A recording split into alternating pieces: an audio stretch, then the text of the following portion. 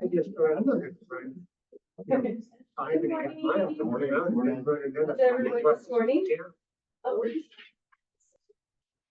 Oh, can everyone hear us online? Someone let me know. Yeah, we can. Perfect, thanks, Carrie. All right.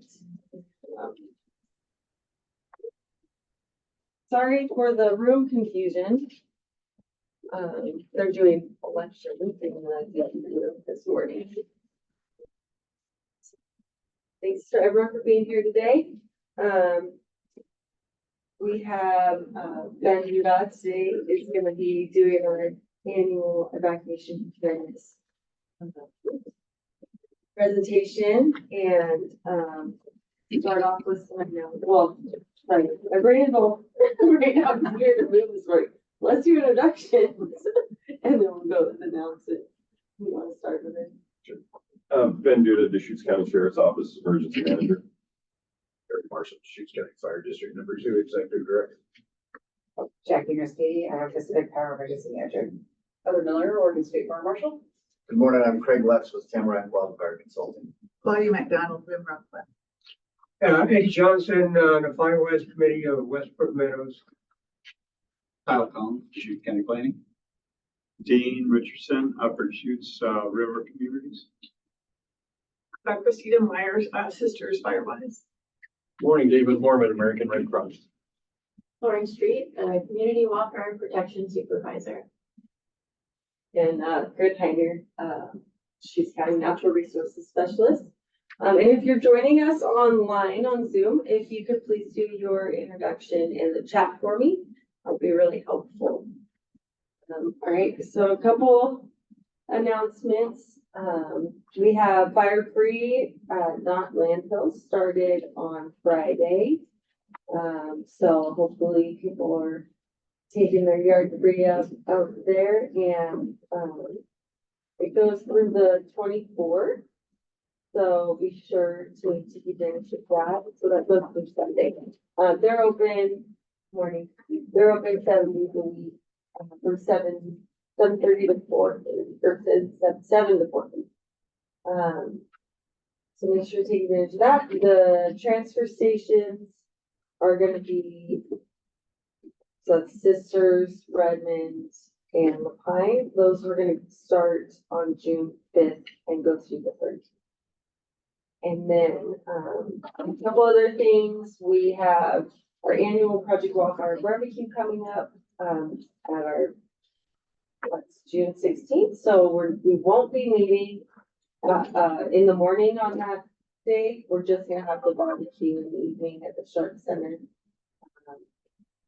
And so I'll be I already did send out the RSVP form on the meeting notice that went out last week, but I'm gonna keep sending it out. So please be sure to fill out the RSVP form. I really need an accurate number, especially this year, of people who are going to be able to attend for food, because we have a different budget this year. So I need to be very precise about the amount of people that are gonna make it. So that's gonna be coming around. Make sure to get that filled out. If you haven't seen it for some reason, you can reach out to me and I'll make sure to send it over to you. What time's that gonna start? Craig? It starts at 5. Thanks. Yeah. Yeah, and all that information is in the form, and it's in the movie notice as well. And then, Say, Corinne. Yeah. How much are you guys short? Short for the funding? it's just, it's less than we have. If we go back and try to get some funds for you, how much are you needing? Or? Well, I think we're decided to kind of do like a little bit of a hybrid kind of potluck situation. So we will be providing some main items. It won't be like a huge catered meal as it was last couple of years. Also, we ended up with so much extra food. The numbers are hard to get exact, and also there's not always accurate RSVPs.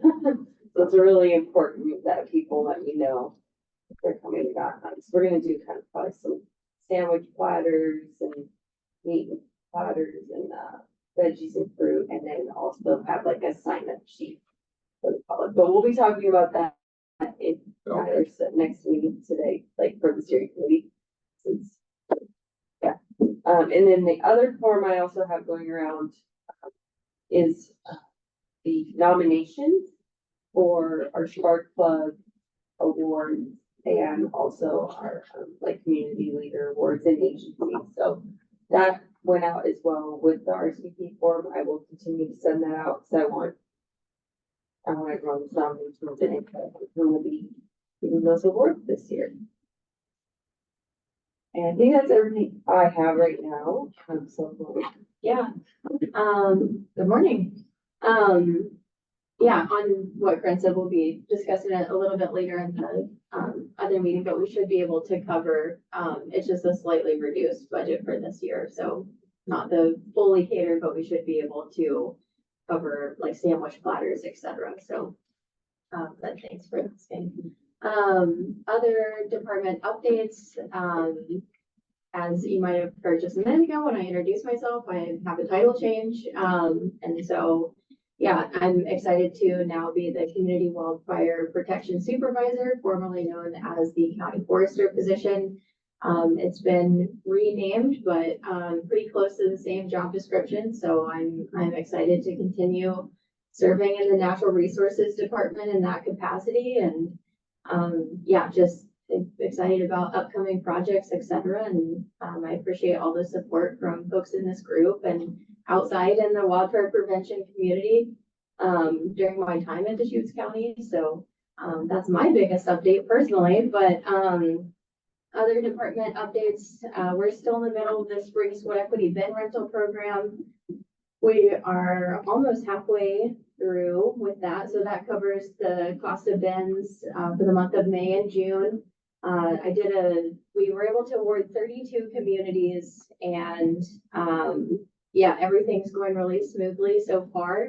I did a community presentation for Deschutes River Woods and I went out and looked at their bins and they were saying that they've got 3 and they put them out every Friday morning and they're full by Friday afternoon and they have been since they've been put out. So I'm sure that several communities are that way. That's one of our most popular programs that we offer at the county. And so I'm happy that we were able to offer that this spring again. We will have the fall fuel reduction grant program for this fall opening up sometime September or October. That info page is still on our website, our natural resources webpage. Kind of more broadly county update. We moved posts, and so our website looks a little different now. It's they've updated everything, and so it does look different when you go to our webpage, but everything should still be located in similar places. All of our grant opportunities are still on the left-hand side of the page. Fall fuel reduction grant program recipients from 2025 will be needing to submit their reports by the end of June. So I'll be sending that link out to folks early, or they'll submit theirs end of July. I'm sending it out early June. We also received funds from the BLM, the Good Neighbor Authority opportunity for forest restoration and fuels reduction projects. Those are going to be larger grant opportunities at about $25,000 each. We'll be able to do 3 of those projects per year for 3 years, so 9 projects total. We were awarded $275,000 from them. So like 90% of those funds are going to go to those community projects, and then there's $50,000 in there that will go towards treating additional Deschutes County tax lots in areas that need it. We also have our community wildfire defense grant in the Lapine area. This summer, we're going to be doing quite a bit of planning. We've been working through the process of getting all the sub-agreements put into place with new federal requirements, etc. That has been an interesting process, but we're working through those and we've got the first one executed. And so now we've got a template to do the rest. Things coming up with that, our property management department in partnership with Natural Resources, we're going to be treating probably around 30 to 35 Deschutes County tax lots in the next fiscal year with that funding in the Lapine area. And then we're also going to be hiring on the wildfire prevention coordinator in for the fire district based out of Lapine. So that position will likely be flown in July of this year. And so that's a part of the CWDG. And I think that's all the updates that I have right now. Yeah, thank you. All right, so, like I said, we have Ben Duda, emergency manager, sheriff, county sheriff's department. And if you're ready, I'll give it a try and see if I can figure out the share thing here.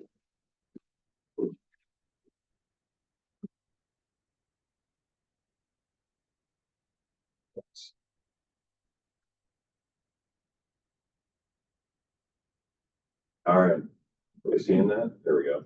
perfect. Cool. Oh, thank you very much for having me. Yeah, apparently Corinne filled me in. This was an annual event that Nathan would come speak about evacuations. And you mentioned evacuation prep, and this is a little less about evacuation prep. And I thought I'd talk mostly just about how evacuations kind of happen in the county and what the process is and all that. And I've got a few slides and talk a little bit about kind of the alert and warning process that occurs here in the county. You know, it first starts with a lot of partnerships. You know, Deschutes County, our IT department, GIS department, pretty amazing groups that help us define zones and process just a ton of data. And of course, Deschutes 911, all our law enforcement agencies. Our SAR group really showed what they're capable of doing in the Deschutes, in the flat fire. We had over 22 volunteers came out, and we managed to door knock every single house that was in the level 3 evacuation zone before the fires got there. So it's a volunteer group that will come out and help. The Red Cross and helping with the temporary evacuation shelters and more permanent shelters. Gabriel calls me before we've even announced an evacuation sometimes and offering to help what they got going on. Our county health services department, Krista and Marissa there will reach out and see what they can do. The pet evacuation team are key partners with Humane Society. They're working on a group. I was hoping, I think it's getting very close to launching a newer group called COAID. It's the Central Oregon Animals and Disasters Group, and that's going to be a collection of area veterinarians, pet evacuation team, Humane Society, sheriff's posse, or animal control folks, and they're going to start formulating or consolidating their resources and help us out during evacuation. Everbridge is where Deschutes Alerts lives. That's the contractor that provides that account. Found out last week during our test messaging, there was some confusion. People were getting text messages from Everbridge, and what is this? Is this spam? No, that's us. So trying to get that out there a little bit. And then Genesis was formerly known as Zone Haven. That's who helps us with a lot of the zone, defining the zones and some of the GIS work. And then of course, it's the public really, you know, it's the partnership between government, landowners, homeowners, Project Wildfire, groups like this that really make this all work and get the information out. I love it. I nerded out a little bit. So J.R.R. Tolkien, it does not do to leave a live dragon out of your calculations if you live near him. So I thought that was quite fitting for where we live with the wildfire. I might have to put that on my wall. So in Deschutes County, let's see. Yeah, Deschutes County, we use Deschutes Alerts. That's our Everbridge system. It's our primary alerting system. It's targeted evacuation alerts in zones. And you get into it by, you set up an account and they're based on addresses or map points. Important thing to note that most people don't realize is you can add 5 different locations in there. So what we encourage folks to do is put your place of work, put your kids' schools, put a parent or relative that might need a little additional assistance, things like that. We're areas that you commonly are, so you can get those alerts from multiple places. You can get your alerts when you're away from home.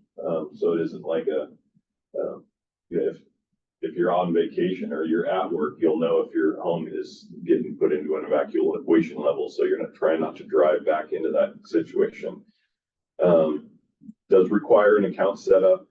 And we'll talk a little bit more later on in here about what I mean with enabling the AFN registration. So AFN is access and functional needs. So folks that might need some additional assistance for evacuation.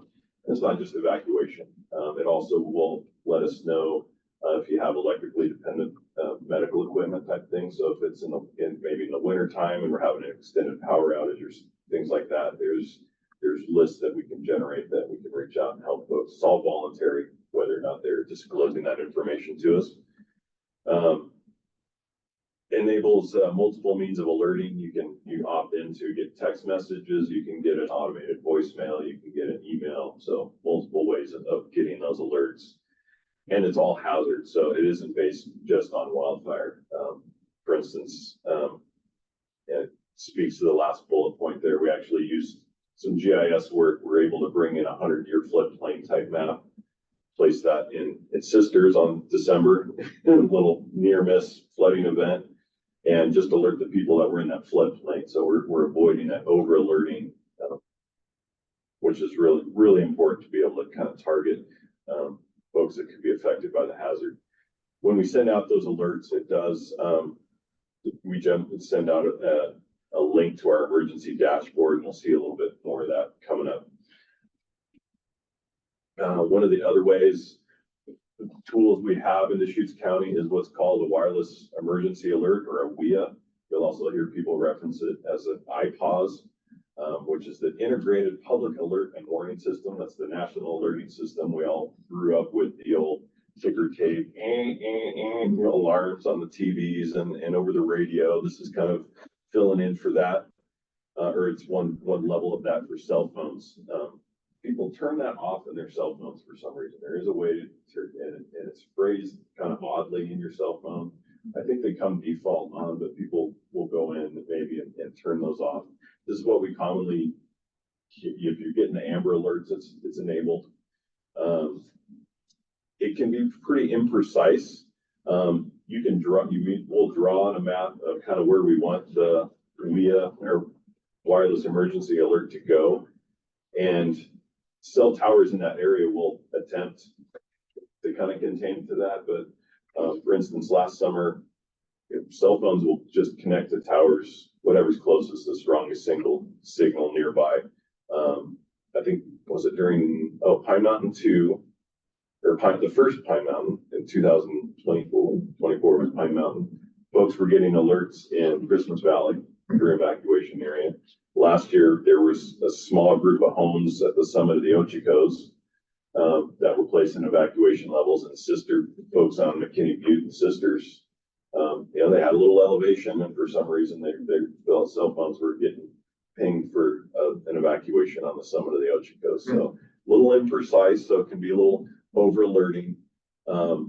We'll use it. It is still a tool. We'll use it if something of such scale and so rapidly evolving, we don't think we're going to be able to reach folks in time. And so we'll go for the broad brush approach like that. Or it could be like maybe it's a large event crowd that, they're not going to have accounts, or they're not going to be logged into that zone for that area. So we might could send something out to a large event. Wilderness areas, if we're dealing with recreation type folks, and our unhoused population may get that. Unhoused population, or anybody can still do Deschutes alerts and actually just drop a pin on a map and say, "This, I want to get alerts if I'm in this area." You don't have to have an address.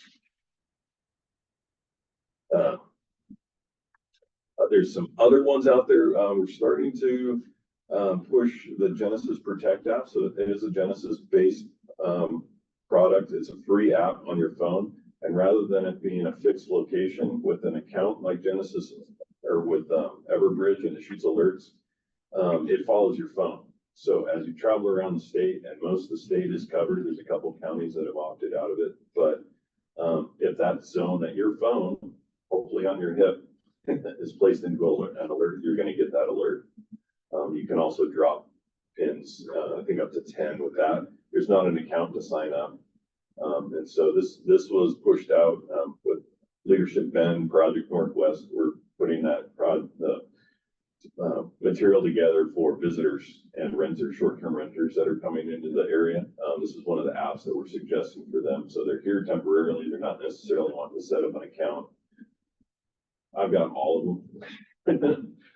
I travel around the state and so want to be able to get an alert when my phone's in that location. So that's pretty handy. And then Core Fire, I put that up there just because it's out in the news. For prescribed fire information, you're going to start seeing hopefully some generalized wildfire information there, just to say, hey, yeah, we know. I think we used it for the Jack Creek fire south of Sisters a couple of weeks ago, just to say, hey, yeah, there's a fire out here, 40 acres, folks are on it. For more information, go to centraloregonfire.com. So it's just it's very informational. You won't get, it's not for evacuation notices. Pulse Point is another app that's out there. It's primarily structural fire response based, EMS based. Originally, it was an app that was created to help folks find AEDs in the case of cardiac arrest. And so it was a place that they mapped publicly accessible AED. If someone was having a heart issue and local, and you offered yourself up as a first aid CPR responder, you get an alert to that. It's evolved into, it'll start placing, you can opt in to do other things like structure fires and car accidents and airplane crashes and all kinds of weird stuff. But again, it's structure fire and EMS. You can read between the tea leaves a little bit. You can see if engines are responding or canceled, or if they're en route to the hospital, if it's an ambulance. So you can, but there's not a lot of information there. It's skirting, it's navigating some HIPAA and privacy things, but it's some information out there about what's going on in your neighborhood. You're not going to get evacuation notices there. The Watch Duty app is big in the news. I've got it on both my phones. But it only does wildfires right now. I just sat in a seminar yesterday, and they're working on adding some flood capability to it. We'll see how that rolls out. But these wildfires that are reported on Watch Duty are fires that only go through COADC or the National Reporting System at this time. So it limits the hazard that it's alerting you for. So you won't get flood currently information there, or a hazmat spill evacuation notice or anything like that. It's just going to be a wildfire.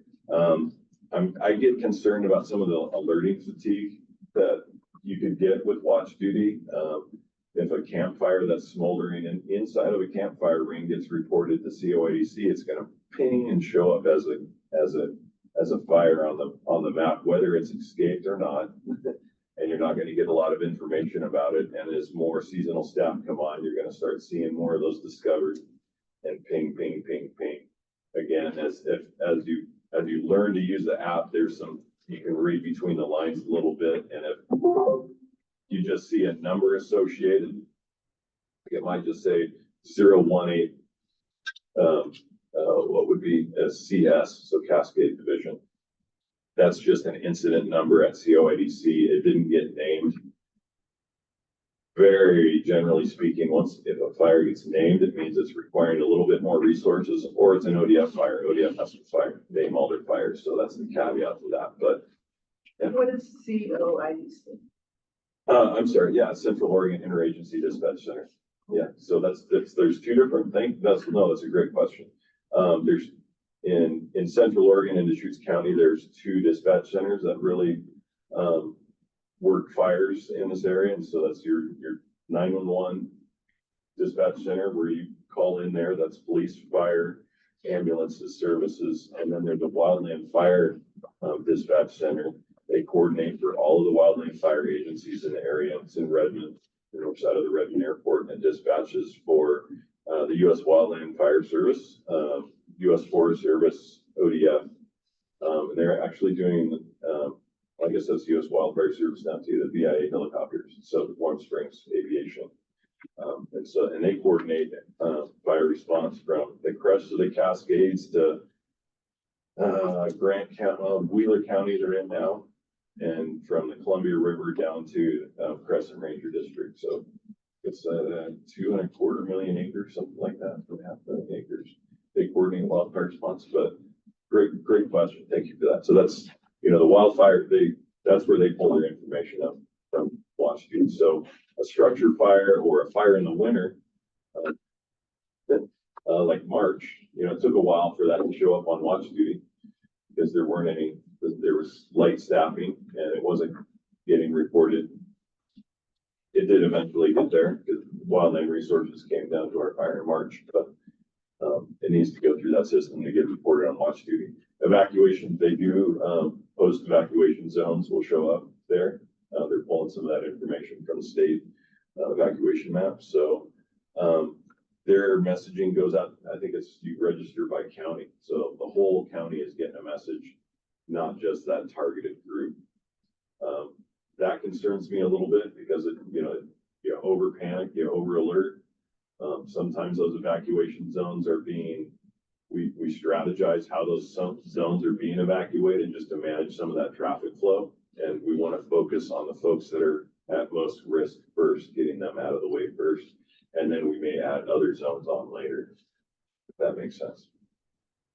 Watch duty does have some cool camera view links. So if you can kind of get a view of the Alert West cameras and see what's going on. Shameless plug. Okay. DeschutesAlerts.org. Hopefully you all got the test alert last week at 1 o'clock. One thing I learned being fairly new in the role in this job, people will set up an account and they'll set up one account for the household and they'll list one person's text message, phone and partner's phone number, and then the voicemail, and then another voicemail, and then something like that. What we found out is if the first person that gets the text alert test and they say yes, they confirm they got it, no more alerts are sent out because they're attempting to notify you at each one of those steps. And so if the first person on the list says they got it, the second person on the list may or may not be home, isn't going to get the message. So hopefully they're on speaking terms.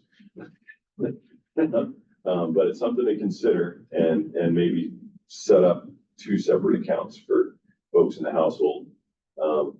Had an interesting conversation with a middle school group from the Fine spent a day at COCC last Friday, and the conversation come up was like, what age would kids with phones now? That's a discussion parents should be having with kids. It's like when do they need to get alerts and understand what that means? And one of my slides kind of goes into thinking about the alternative plans and what happens to people in different places in any given day. Something to consider. So when do you start bringing kids into the fold of getting those alerts so they know what's going on? The situation you were mentioning where if the first person says, yeah, I got it, and then nobody else in the line, when people sign up, is there any information for them to let them know that's how it works? I don't think so. And this was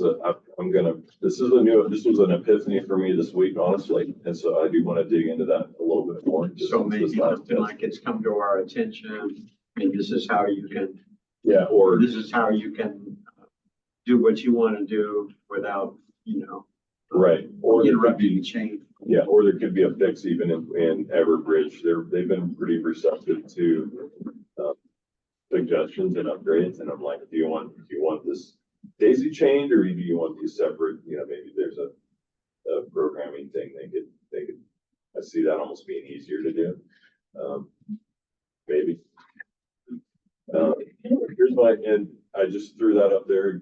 The Genesis Protect mobile app. It's pretty neat in that it's a free app to download and you can see yourself on the map. And I really liked how it automatically said, hey, do you want to sign up for alerts? A regular alert account right in it. And I think we can share this if anybody's interested. We can share this whole slide deck out. Maybe educational or helpful for HOA meetings and whatnot.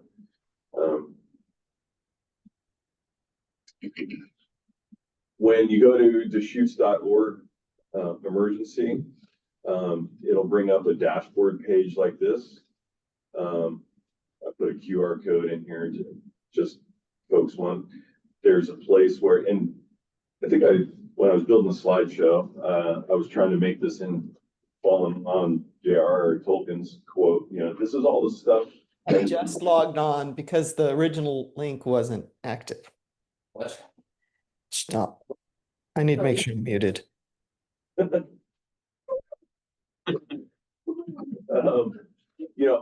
All of these things, these apps and information that's out there is stuff that you should be looking at, preparing ahead of the time. During the flat fire, there were 5,000 new accounts created on Deschutes alerts the first 2 days, and they weren't all in Sisters. There were actually a lot of Bend and Lapine, and people were like, "Ooh, hey, maybe I should want to know if something's going on." So don't let a good disaster go to waste. The lesson there. But also, it goes to show you, how many people maybe, needing some information up front, and we can get the means of communication and the prep work done well ahead of time. This dashboard, DeschutesAlerts.org, is a little weird because it's a delay here. Notice that there's tabs across the top here. When you get an alert, you'll actually go to this, it'll end up at this incident page you'll see later, and it'll bring up a map and show the zones that are affected. They may not appear right away, but eventually we'll have temporary evacuation points where the Red Cross shelters are, various points like that depicted on the map. But really I wanted to show there's a lot of information on this page, what the different zones are, what kind of things you want in your bag, evacuation routes. I'll get to that map as well. We're not pushing know your zone as much as we may have in the very beginning. A couple reasons: the zones change. After flat fire, we've tweaked some things, and okay, we chopped this one up, and maybe we need to tighten this up. So the zones change, as well as fire marshal's office has own your zone, which I want to promote that. So to avoid some confusion, we're not showing that, but it's there. You can type in an address and it'll pull up a map and it'll show you kind of the evacuation zone that you might be in. As an example of kind of what some of those zones look like, they're pre-identified. The entire county is kind of carved up generally along some main travel routes, or it could be rivers or ridge lines and kind of geographic barriers that were really just kind of lines on a map that Genesis and I think Nathan Garrity and some others kind of took a stab at doing some initial zones. We can and did do all the time. We'll change the shape of these zones as time allows, or on the incidents where it makes sense. And then if they made sense, then maybe we'll leave them, maybe we won't. It's until fire affects the landscape, you're really not quite sure how things are going to go with those plans. So we want to stay flexible. On those evacuation routes, you'll pull up a map like this of the whole county. These are really, we've worked with the Deschutes County Road Department and City of Bend. These are the critical transportation routes. These are going to be really similar to those winter snow routes. These are the mainline avenues in all of our communities that road districts will work to keep open. And so that's the priority for road maintenance. It becomes a priority for field reduction. It becomes our priority in any kind of disaster situation. Keep those roads open. And so that's where we want to get people to. They're designed to handle higher flow traffic. We're not going to tell you which way to go, because unlike the coast, I don't know which way the tsunami's coming from in Central Oregon. Pretty easy on the coast to go up, just know to go uphill, right? Not a great plan for wildfire. When we're building our go bags, I like the 6 Ps. Kind of makes it a little simpler to think about when you're packing things. Get your people out, plan for your pets, papers, photographs, your plastic, credit cards or cash, cash is great, and that's a little bit more all risk based. You know, you think about power being out for extended periods of time, trying to get fuel and supplies, anything like that. And then any medications, pills. The Red Cross has been doing amazing work getting a lot of that information out. Plan for your pets. They're our family too. You know, talk to your neighbors about this stuff. It seems like, I still feel like we're coming out of a COVID hangover 6 years later, and we're afraid to talk to our neighbors sometimes. You know, that was a really interesting conversation, Chief Craig and I had with some folks that evacuated during the Palisades fire last January in California. Gentleman had lost everything. He was a teacher at the school that burned down even. And one of the parents of the kids that he taught had a condo for rent in Santa Monica that happened to be vacant and was letting them stay there. We literally met the guy on the street as we were walking to a laundromat. And he said, you know, the amazing thing is this is bringing people back together. It's like we're talking to each other again, like before COVID. And so it's horrible that it took that. But here's a guy that was really seeing the silver lining with him. I just encourage folks to, you know, talk to the neighbors and talk about this stuff and what's your plan with your pets and what are you doing and what's been your experience. The stories we're hearing out of Flat Fire and the things that people learned about what they grabbed and what they wish they grabbed, and the problems that they had with the insurance, not problems, just didn't realize things like, are they insured enough for the folks that lost their home? Didn't realize that the hazmat cleanup was coming out of their rebuild funds. You know, when was the last time you took pictures of everything and all your stuff in your barns and things like that? You know, talk to your neighbors and learn those stories, and you very well could be the best resource in an emergency and help each other out. That's where it really starts. So now we get to the evacuation part. Well, how much time do I have? I've been jaw jacking for a while. You know, things happen really fast. And don't wait. We've heard that too. It's like, well, nobody told me to go yet, so I'm staying here. If you feel like you're in danger, go. Like, don't wait for us. There's only so many cops and firefighters out there, right? The evacuation priority is to those that are most under threat. That means, you know, we're going to get the folks that are going to be most directly impacted the soonest. We're going to prioritize getting those folks out of the way first. Initial evacuations may not be alerted, probably won't. It could be the first responding units that are knocking on the door because the fire is literally right next door. So you might not get an electronic alert. It may be the fire department, it may be a police officer, sheriff's deputy, it could be a neighbor banging on your door. So don't wait for that alert. Generally, we'll do a level 3 evacuation. We'll go out first if that's what's warranted, if that's what fire incident command is wanting. Because again, we want to get those most threatened folks out of the way first. As we develop that situational awareness, we're plugged in with the incident commanders. And then we're going to start determining, you know, which way is the wind blowing, where's the threat. And that's where we'll shrink the level 3, and or we're going to start adding on those level 2s, level 1s, but we're going to get the level 3 folks notified as quickly as possible. And then as it develops, emergency management, law enforcement, you know, we really integrate with incident command. We'll have liaisons with there. So we're real-time situational awareness as much as possible to keep everybody informed. Larger incidents, it rolls into almost standard planning cycle. You know, we're meeting once or twice a day at least, depending on how the fire situation is evolving, and we'll be right there at the incident command post if something should change very rapidly. Couple different ways we send a message.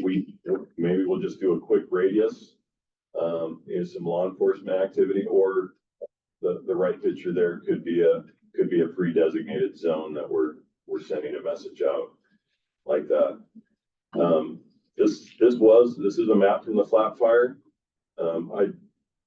after the fact, that there were actually maps drawn out there. I'm letting you in behind the curtain a little bit here. These red lines or something like that, we would meet with the incident commanders and draw those red lines on there and say, okay, this is what we call a management action point. Used to be called a trigger point, but we want to talk about things when the fire gets there. So when the fire gets to that point or spots over that point, we're going to talk about taking the evacuations to the next level. And so we'll have some lines that we've all agreed on between, in this case, Cloverdale Fire Systems Fire, Incident Command Team, emergency managers. A lot goes into some of these decisions when the fire gets to those points. We're looking at the time of day, how that fire is behaving. How long is it going to take for those areas that are under threat to evacuate? Those kinds of considerations are all talked about when the fire hazard reaches some of those management action points. Here's kind of where we ended up. You notice the fire outline is kind of a big block because we didn't, at the time, it was still moving, didn't have a whole lot of situational awareness of exactly where it was on the ground. We knew that all that area was more directly under fire. You start seeing maps like that, that generally means somebody's walked around it with a GPS and things are looking a little better. Or they've done some IR mapping and tightened those lines up and things are in a better place. Still some threat out there. This is kind of where it ultimately ended up, you know, the green, and these colors are fairly universal. You'll see this on those evacuation maps that you'll refer to on our dashboard, and green being the level 1, yellow is level 2, and of course red is our level 3 evacuation levels. I do recall a conversation with at the Aspen Lakes here. This area here is the Panoramic Estates, Aspen Lakes. This stayed yellow here, level 2, largely irrigated fields. But Aspen Lakes we were getting hot ash falling in here just an hour or two before dark. And we weren't sure how successful we were going to be holding this through the night. And so rather than trying to evacuate people potentially in the middle of the night, it's like, we've got a few hours of daylight. Makes a lot more sense to get folks out of here in the daylight. And so those are the kinds of conversations we have. And I think that was one of the first areas we opened back up again, because once we felt like we got a hold of it, now we're good. So, of course, there's our evacuation levels we're all familiar with. Be ready, be set, go now. How's a message delivered again? You can get text, email, cell phone, landlines, and touch to, I'm not sure what TTY, but you know, for hearing or visually impaired folks or systems out there that will opt in and get those messages. It'll look something like that when you get a text message. Should have seen that again, you know, with our test last week, but when I was doing the slide, it reminded me that it pops up as Everbridge and not from Deschutes County. And so it's not spam, but there will be a map link that goes to our dashboard. We try to, if we know at the time, we'll try to send out some additional information about where temporary evacuation shelters are as well. Will you be changing from the Everbridge to Deschutes County as a notification? I don't know if we can do that. I think that's the system that's pushing the message out. So that's what it's saying. It's something. It's on my plate of things to try to get done. And then back to the Deschutes.org/emergency. It'll pull up. This is the current incidents. There wasn't anything going on, of course, but they'll show up here with our evacuation areas and shelters, sites, and things like that. When you're evacuating, of course, dress for success. Floppy hats, goggles, if you have them, face covering, long sleeves, gloves, pants, socks, leather boots, you know, flip flops and shorts and tank tops they're great in the summer, not so great for evacuating in hazardous situations. really like that picture. Ashley does too, that's why. Be sure to leave early, give yourself some extra time, especially if you're needing some extra time, those level twos. We tell folks, if, it's taking you've got more pets, larger pets, livestock, just not moving as fast. Yeah, a lot of stuff you want to move. Just probably start moving on and evacuating under a level 2.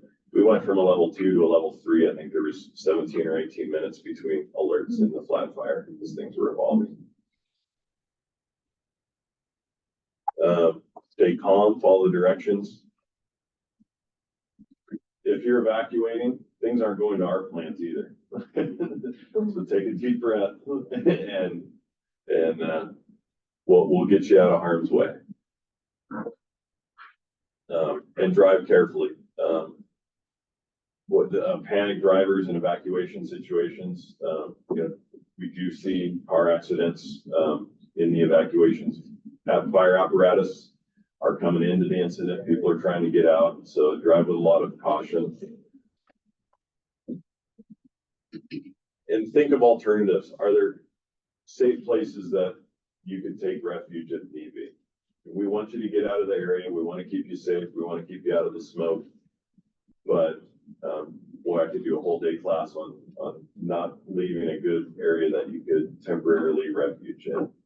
A lot of that was done. We hear stories from Palisades and Campfire and in Paradise, and people doing just this, just sheltering in a large open parking lot. We talked about, some people live next to a golf course, and boy, the road's getting cut off. It's not safe for me to drive away. It's like, great, take a lawn chair and maybe a 6-pack of soda pop and sit out on the green and keep your folks safe. Stay safe out there in an area that's going to be free from the fire for, you're hopefully not going to spend the night there, but you could, and wait for conditions to change for you to safely leave. So I couldn't believe I actually found a Taylor Swift quote. This is one of the, you should read this for us, Gary. I think you'll appreciate it. I was looking up for plans about quotes. I had another one in my mind, and this one popped up that fit. Just because you have a good plan doesn't mean that's what's going to happen. A lot of leaders have talked about, having, plans are great, but planning is indispensable, because it's that going through the motions of making a plan to evacuate.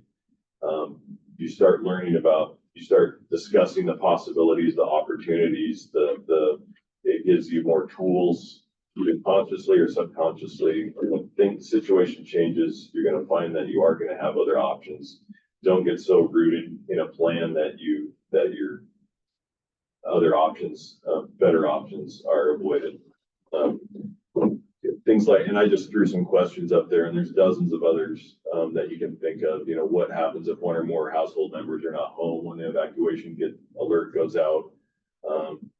Red Cross speaks to that, about having contacts that are outside of the area, outside the state even, that folks can check in with. I asked those middle school kids, like, how many people actually know a phone number anymore in their head? I know my childhood house's number. I don't know what my daughter's phone number is. I just know where is that in my phone, but if my phone dies or I don't have it, memorize a couple phone numbers, and maybe if somebody that's out of state, out of the area, that family members can check in with, just say, hey, I'm safe, I'm with Joe, my high school friend, or whatever. Have spare critical medications, documents, multiple locations if possible. My son's type 1 diabetic. We've got a kit of insulin and supplies that are at my parents' house, and we rotate that kit out every once in a while. Rotate things like that. Again, the phone numbers.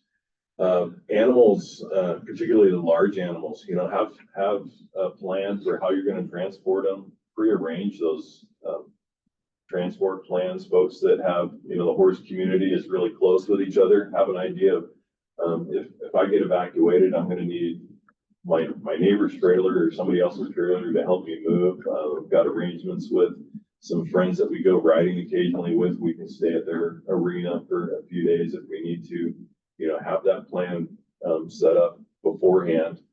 And then, your defensible space, I can't speak to that enough. Those things do happen fast. And, that defensible space might be what keeps you safe in your own home temporarily until we can get to you or get you out of there. And that just helps, the whole community as well as yourself in the worst case scenario that you've got a shelter in place or you're trapped in your own home. Ben, do you list different things that people can do when they're in level 1 or level 2, such as, sometimes it can be a day or two. Yeah. And people are just itching, okay, I'm packed, I'm ready to go. But there are additional things that they can do to their home to help prevent in-person from going inside the home. And there's a document I'm hoping to add to that emergency dashboard. I'm not sure where to put it or get it out there. OEM created kind of a fold out pamphlet that talks about level 1, 2, and 3. You open it up and they're exactly that. There's things that if you have time, do this, that, and the other, and this is what you should be packing, and move furniture away and put make some rounds around your home and things like that. That's definitely something I want to get out there. And I think we try to work with our PIOs as the situation evolves and try to get that information out there. Probably do better about doing that, certainly. But absolutely. Quickly, I wanted to just tout a little bit about our access and functional needs. When people voluntarily select that they may need an additional assistance getting out, on our map, this isn't a public facing map, we'll get something like this that shows where those folks are located within a zone. And we actually do a hard copy, print those out monthly. And so I've got a list of zone sisters. I don't know what the numbers are, 374, and here's a list of 6 people and what they might need assistance with. And so they'll show up on a map like this. And it's for things like visually, here's the list that we've consulted with a number of agencies to help us out building that list. This is a very Deschutes County thing. It really is. I think statewide, there's 1 or 2 things that they can check the box here, but Deschutes County is really proud of Ashley and the team kind of developing this over the years. It gets better every year, and they're looking at, she's done some presentations on taking it out statewide. And then it generates a list. We can look at each zone and see how many folks that may need help are in each zone. And based on, and we'll prioritize them as here's the folks that are in level 3, and we'll generate a spreadsheet that here's everybody that's in level 3. And depending on how many are there, the scope of it, Ashley and Rochelle might be reaching out and making those phone calls, or we have a team of folks on standby through the county health and state health departments that it can be done virtually. It's a shared spreadsheet. They'll start making phone calls and reaching out and making sure they A, got notified, B, are they getting out, they need additional help, anything like that. And then when they do need assistance, 911 gets notified, or if we have a liaison with the incident commander, we'll get tied in with there and try to get some help there to we also may, if we're not getting a hold of them, we may send a deputy to do an additional door knock or checking with search and rescue and try to get a status on that location to see if anybody's there or not. We do a ton of work signing folks up. We've been going to retirement homes and I was just at the Redmond Senior Center for a luncheon, getting folks signed up and checking and making sure they're signed up. We actually have paper forms if folks don't want to get online and do the online sign up. And then they can always call if we sign people up over the phone. And anybody can, help your neighbors out. That's where get back to know your neighborhood. you can help each other out, getting them signed up for Deschutes alerts. I threw a few factoids in here. We don't ever sell or use information. There's a, you know, if there was a fire near your house and you didn't get alert, when people say there's a fire near their house or in their neighborhood, it's kind of relative. I've found that sometimes I've been called with folks upset about a fire that was 30 miles away. They didn't get a notification. It's like, you're not even downwind.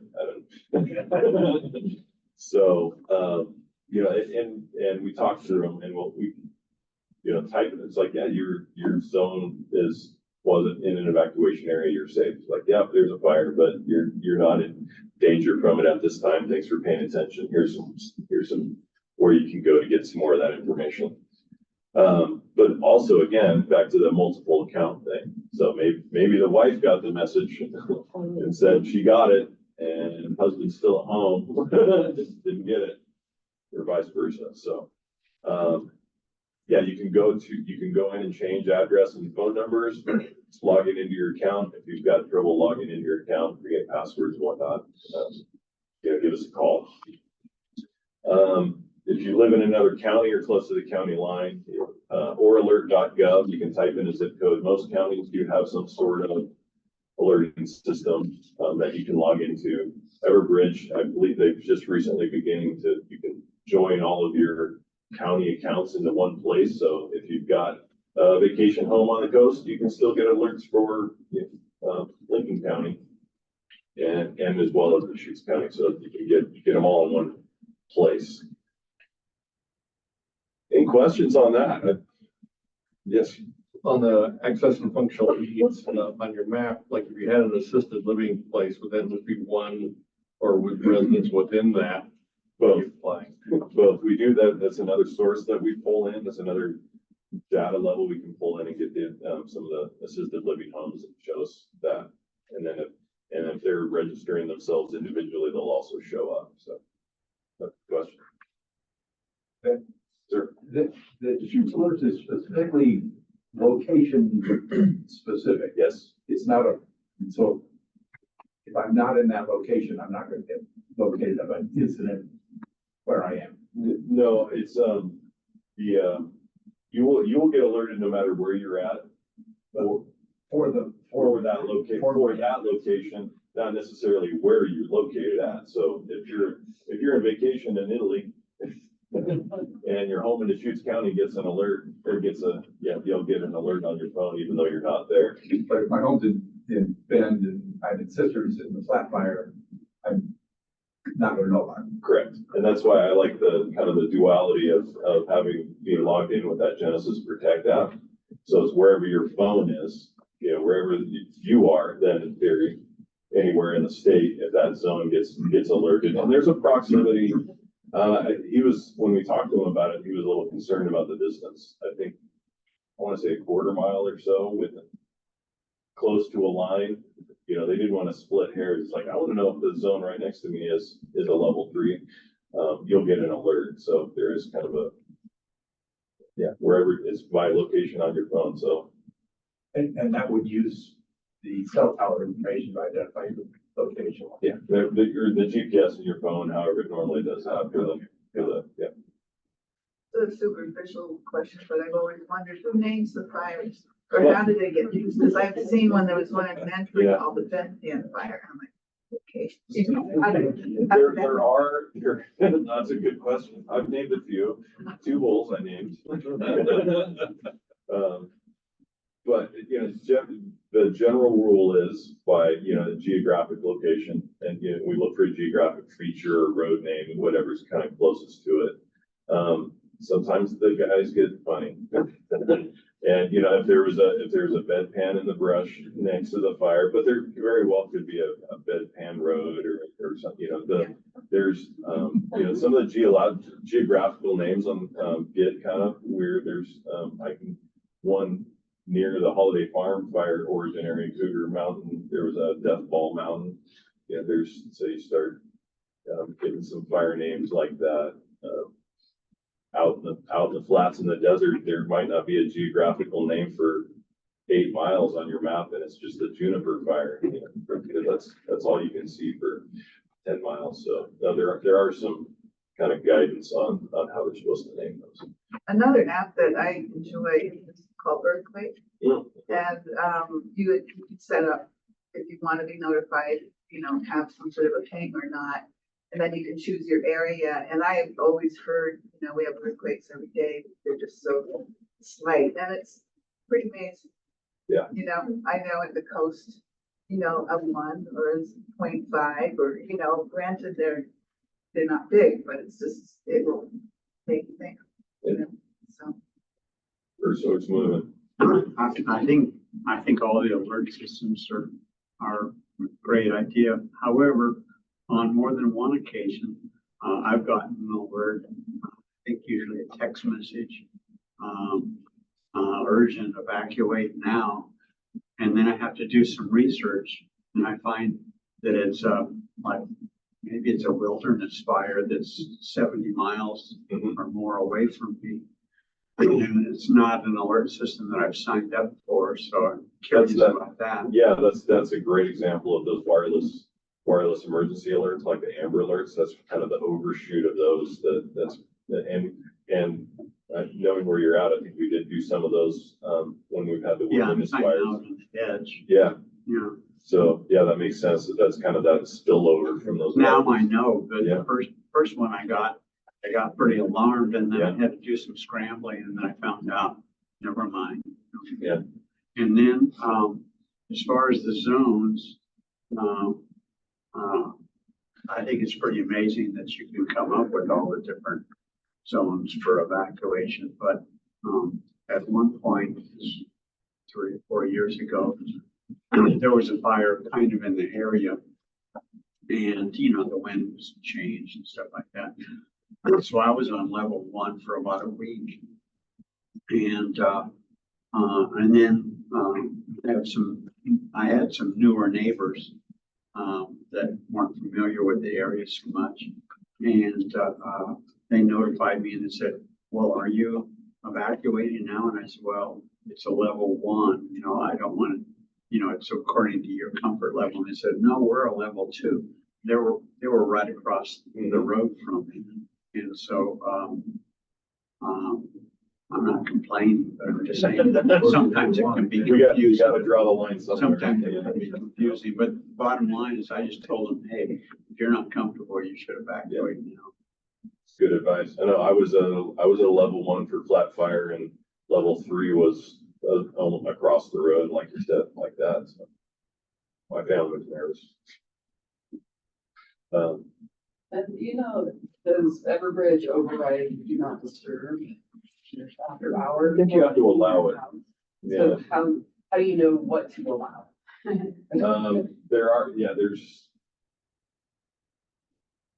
I think I remember seeing that setting, and I can't remember if it's the phone setting or the Everbridge setting, but I think in your phones, I think you can opt to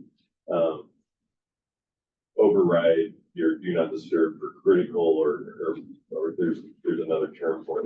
There's like 3 levels of alerts that you can choose to have your do not disturb overridden. So when you're getting that phone call from the system, it will Yeah. know. It will trigger that. Yeah. Have you guys thought about using maybe a learning system for high danger days, like red flag days, so to get people prepared, you know? We've really focused, Is that overusing it? yeah, we don't want to overuse it. And I think that we talked about using CoFire for that, CO Fire, for kind of some general broader information on this. So National Weather Service new this year for Pendleton is a day of special concern. There's like a red flag plus, and I forget the exact terminology, but it's kind of that 1% of really high fire danger days that they've got an extra emphasis they're going to be adding to a forecast. If we pop into one of those, that might be an example of something that we could push out. The media is usually is really pretty good about pushing something out. When we send out a Deschutes alerts or one of those videos, that means we want people to take action and do something. We want to move them. And so we want to be really judicious about when we use those. I've heard the term red flag day for quite a while. I'm not exactly sure what it is. Is it just the fact that what is it? So, there's red flag warnings and one red flag watches, so it's specifically fire danger. There's a potential. Fire danger, yeah, and it's based on, there is some criteria for it, and it's generally based on 2 of 3 potential components, either dry fuels, winds, so relative humidity, winds, and could be lightning or temperature, and a combination of those, and add a, where the, and then there's a fuel modeling component in there as well, but yeah, it's a higher fire risk, and it usually takes a combination of 2 things, like a low humidity and high wind is fairly frequent for us, or high temperatures and lightning, kind of that, yeah, dry lightning. Because I had read somewhere that Bend is under the red flag alert all summer, which makes sense, but I didn't know. It's not, so yeah. Yeah. You know, a lot of people are using, a lot of people into gas, but you know, if they're still using briquettes or charcoal or barbecues, maybe that's the day that you don't use it. If you're mowing dry grass that's underwatered out there, maybe that's the day not to go out there because of sparks. There's just different things you should have a heightened awareness during those days. Say, you know what, let's not do that today because it's a red flag day. Because pretty much a red flag day, if there's a spark, it's going to carry in dry fuels. It's going to go fast. It might be good to educate public because I know my friends are. I guess one could have Googled that, but I didn't. So I think the media, if they said today or the next 3 days will be red flag days, there should be an announcement with that exactly what that means. Yeah. Yeah. So I know there's some discussions about like bringing back some analog warning types, like community fire sirens and things like that. Do you have any updates on that? I know Sun River has budgeted for an LRAD, or one of the kind of the loudspeaker systems that it's going to be available to the whole county. So we'll call them up and they'll come. It's a portable unit, magnet, or strapped to the car and can run around the neighborhood. I think is it this week, maybe? I think maybe this week. So another thing, Lieutenant Garaby's been working on for a couple of years is all the law enforcement in the county have a high-low siren now. So it's kind of a slow, and there's a PSA that's going to be going out. It's some videos that's going to be kind of laying that out as well. So any law enforcement in the county can drive around and give a audible alert. So I think your destination resorts would be good for that. Yeah. Just because if dad could be out golfing, mom's over doing something else, kids are at the swimming pool, or they're riding their bikes down the trails, and no one's really leaving. And I think they get educated that when that alarm goes off, then this is the meeting place and we're gonna leave. yeah. Yeah, I'm meeting with Blackview Ranch in a couple hours. Yeah. Destination resorts. and if people are out of town, out of town, they're not going to appreciate all that we're talking about. Yeah, I'm really excited about the work that Discover Northwest and Leadership Bend, that's some of the mailers that they've put out. They've got a kind of a 2-pager for owners of short-term rentals and property owners, and with a lot of this information sources, and then they've created a table card that has a lot of the QR codes, and there's a balance there. We don't want to scare away the folks bring in business to Central Oregon, but here's how to stay informed and let folks know they're in a fire adapted community, and stay informed and you'll be safe. And there's information there about signing up for CO Fire and Genesis Protect and Air Quality Index and what you can do, and trip check and things like that. So provide as many resources as we can to our visitors. Yeah, seasonally, I'm not that far from Sun River, and I don't know if it's changed, but at one time, the property managers were hesitant to give out extra information to the renters. Yeah. Because they didn't want to alarm them. But you were talking about that situation where maybe they're all scattered and stuff like that. Has there been some progress in that area? Yeah, we met with a large group of the property management companies with, Chief Rassick and Chief Bush in Sun River, actually just a couple weeks ago, and brought the flyers from Discovery Northwest, and they're excited to bring that up, and have looked at, the other kind of epiphany we had, from the Oregon Prepared Conference, found out they provided, one group made a video for hospitality workers, a little training video, because the guests in Central Oregon, they're gonna ask the concierge desk and the housekeepers and the kitchen staff and their waiters about what's going on in their region when they see smoke. And so, just some kind of training for the hospitality staff that we can put together, so they can help their guests be better informed. And then in an emergency, they're gonna turn to the staff in the places they're staying at. So that's something I'm chewing on and looking for somebody to run with. You've been on their closed circuit TVs because Oh, yeah. they're welcoming. And I've been to other large cities, they've even advertised about, hey, be aware there's pickpockets in our city. Not trying to scare you Yeah. off, but you know, these are things you need to be aware. And I see your hand. Blackbutte and Sun River have a kind of a grandfathered in keyword, text, thing like Everbridge, that they use for providing information to their guests, and it's like signing up to CO Fire.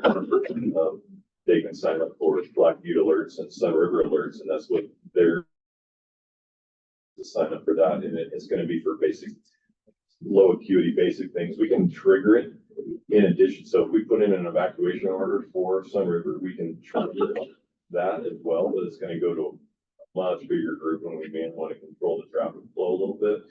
But they can just send out a message to them and say, yes, we know there's a fire. There is a fire 4 miles west of Sun River, and it's under control. The Forest Service are on it, and stay informed, and, keep your windows closed, put out some general information, or, maybe there's just a lost kid on an overdue kid on a bike trail, and we can have more people looking for it. And it's a way that they're communicating with their staff as well. We found out in Blackview Ranch,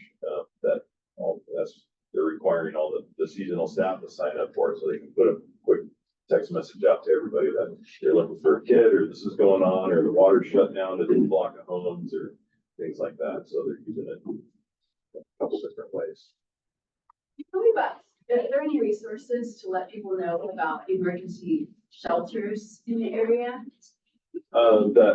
The map page, so that there'll be, and we try to get that information out. But the incident on the Deschutes.org/emergency will place those emergency shelters. They're not predetermined because we don't know what's going on in any one place.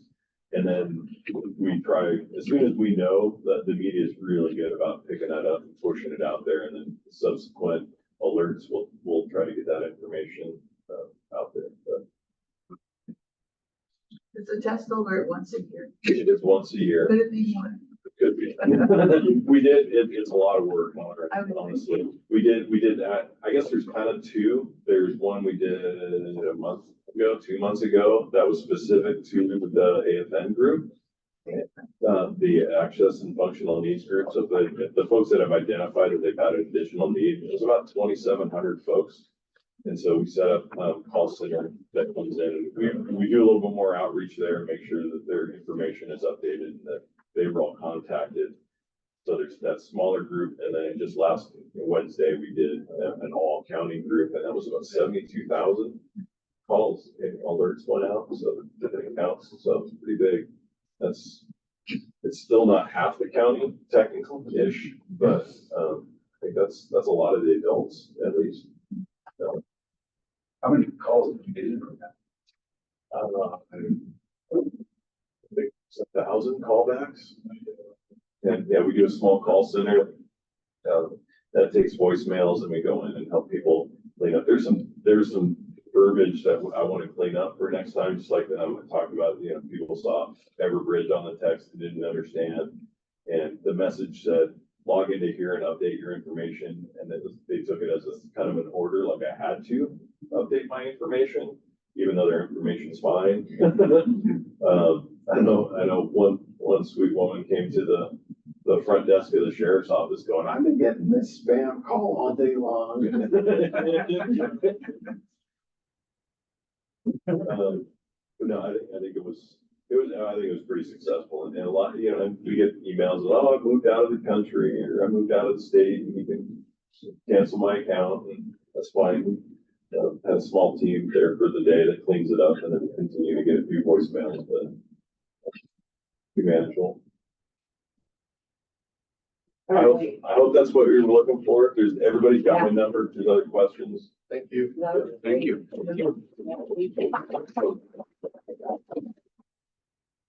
But, it's nice to go over to all the points that you said, like. I wasn't following the chat. Did anything come up in the chat? Let me double check. Let's see. Oh, I love the taco watch, taco warning. Thank you, Jody. I posted that on Facebook years ago when I was working for ODF, the difference between a watch and a warning. Yeah, a red flag watch is you've got all the ingredients for something that might happen in the next 48, 72 hours. And a warning is it's happening now or it's going to in the next 12, 24 hours. So the analogy is, yeah, you've got all a taco watch, or anytime you see a watch, you've got all the ingredients to make tacos, but you haven't made the tacos. Oh. And so a warning is we're having tacos, they're all made up. Right. Yeah. Thank you again for that. And, so we have 12 minutes left.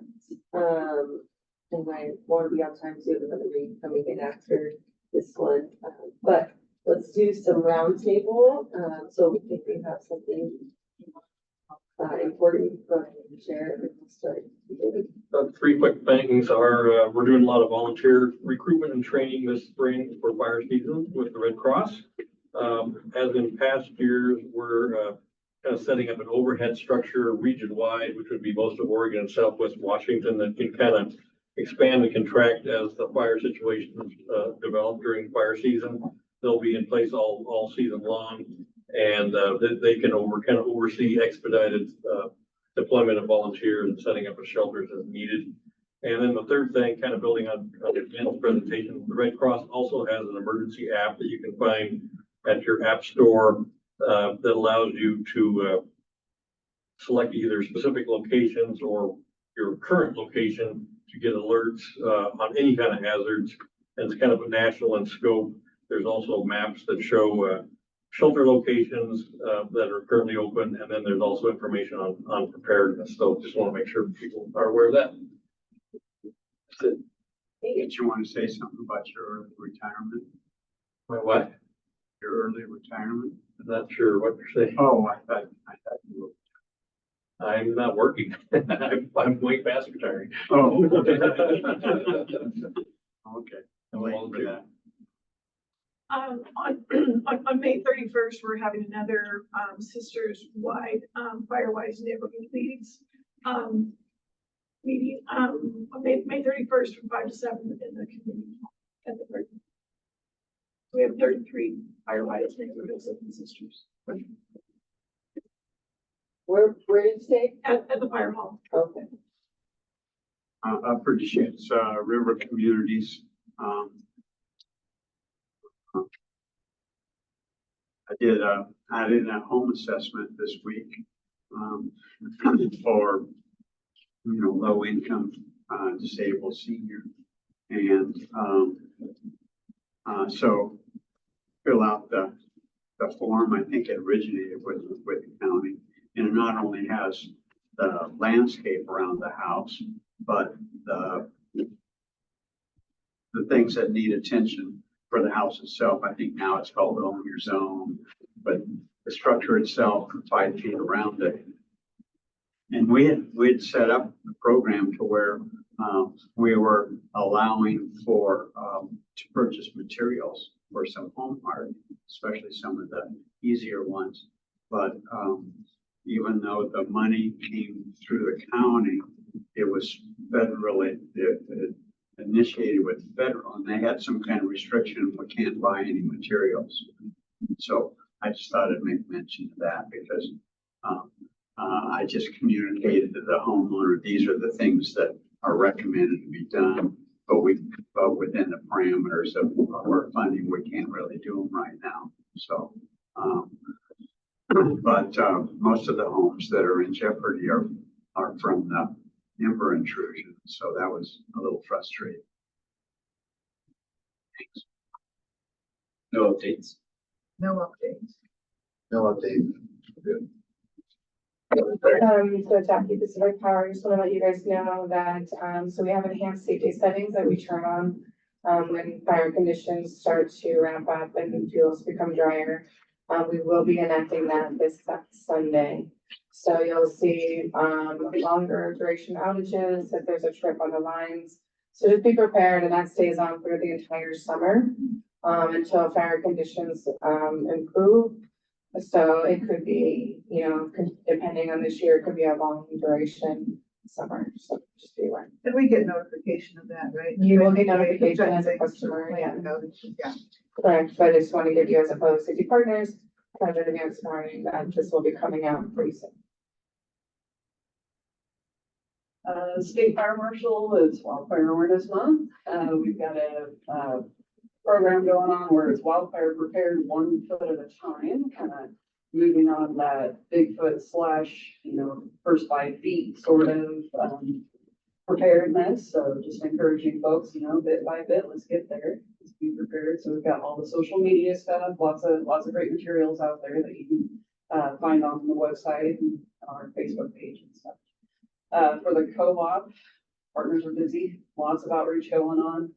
We have our final wildfire preparedness fair tomorrow in Madras. That's what, the last of 5 or 6. They've been going very well. Sun River was outstanding. We had Evan Sluter from IDHS present, and that was really great. Had well over 100 people attend that. We got a great recording out of that, and it's available on the co-op YouTube page. That folks want to access that to share out for any reason. So. And then tonight is our last wildfire prepared home or home protection strategies class that we have scheduled. So it's a hybrid offering out of Three Rivers School, and I think we have close to 70 people signed up because it's a hybrid offering. So hopefully it all goes well and we don't have any sort of Wi-Fi gremlins or anything come out of the woodwork. That's from 5:30 to 8:30.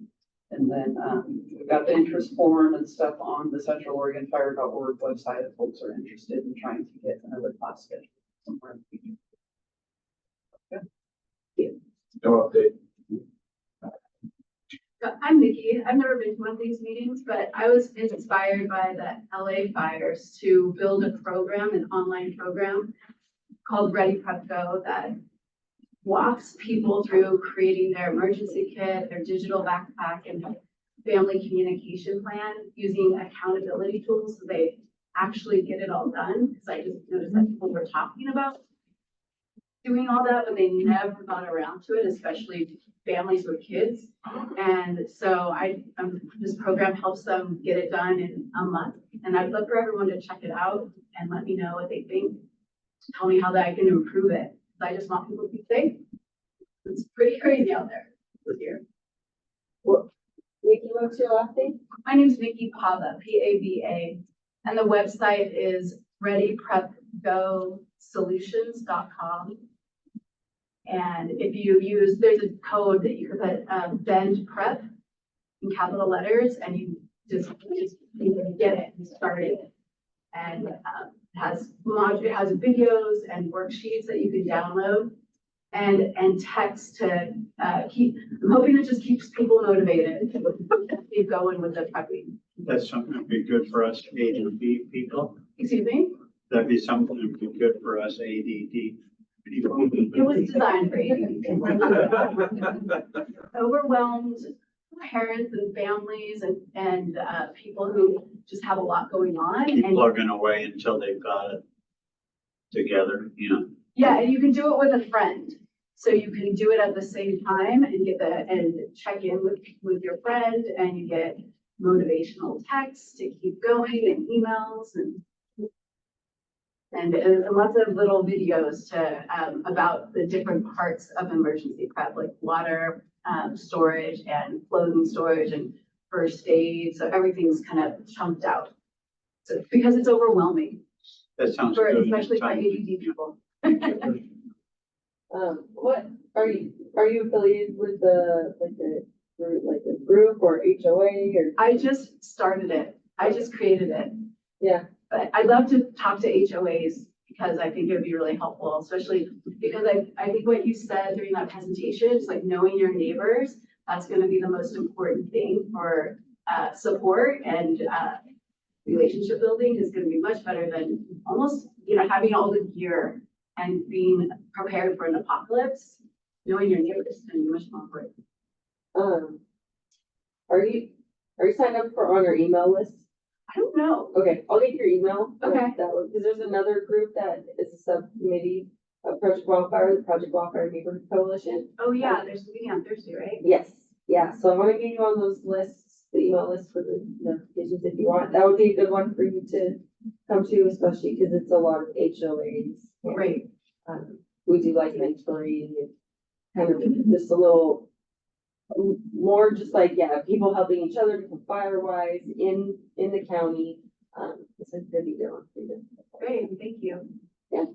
All right. Does anyone online have anything that they want to share? Raise your hand. Go ahead. Hello, yeah, Tony DeBone here. Just one of the notes is we are having this NFPA grant, Southern Deschutes County Defensible Space Demonstration Project. So we've got a property that's been selected for the community to see the before and after.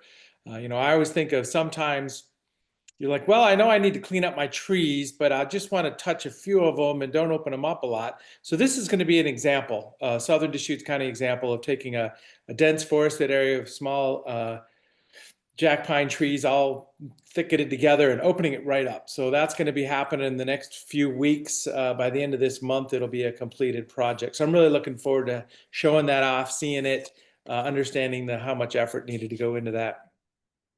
Another note, we're going to go camping. Ponderosa Mountain Men is a rendezvous weekend and Memorial Day. But we just got notified that Forest Service is going to allow fire pits. Like you can bring your own fire pit with a screen top. So that's kind of this weekend's notification for a permitted forest use activity. So that was interesting to hear about that. I know fire restrictions are starting to happen. And then also on another note, a little bit separate concept here. Right now, there's the meeting for the landfill siting process. We have an advisory committee. So, you know, as a sitting commissioner to my fellow community members, please pay attention to that siting process for a landfill. It's going to be very important and cost effective in the long run if we can land that siting process about 15 miles east of Bend. So that's, as I say, not Project Wildfire, but that's us in the community. Thank you very much. Thank you, Tony. Anyone else online?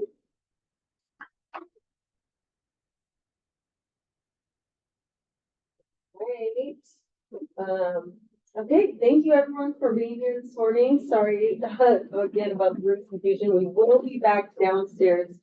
Well, we're not having our morning meeting next month, but in July, we'll be back downstairs and we should be back down for the rest of the year, unless they let me know they switch it. But as far as I know, this is the only one that had to move up for the year. So thanks again, guys. Good job.